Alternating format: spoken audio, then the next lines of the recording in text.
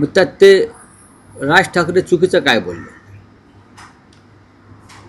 हा जो आहे भारतीय जनता पक्ष सध्याचा, हा मोदींच्या करंगळीवरती उभा असलेला डोलार आहे. स्वतः मोदी डगमगलेले आहेत. आंतरराष्ट्रीय राजकारण, स्थानिक राजकारण, स्वतः मोदी डगमगले, मोदी डचमळत आहेत.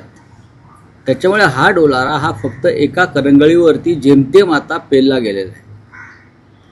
अशा वेळेला राज ठाकरे असं म्हणत आहेत, सन्माननीय राज ठाकरे, की तो कधी कोसळून पडेल आणि ते कोसळण्याची वाट या देशाची जनता पाहते.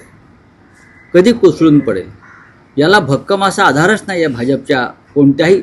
तसं नसतं. जर भक्कम आधार असता वैचारिक तर AIM बरोबर युती झाली नसती, काँग्रेसबरोबर युती केली नसती, आणि मग फार गदारोळ झाल्यावर त्यांनी कारवाया केल्या, माघार घेतली.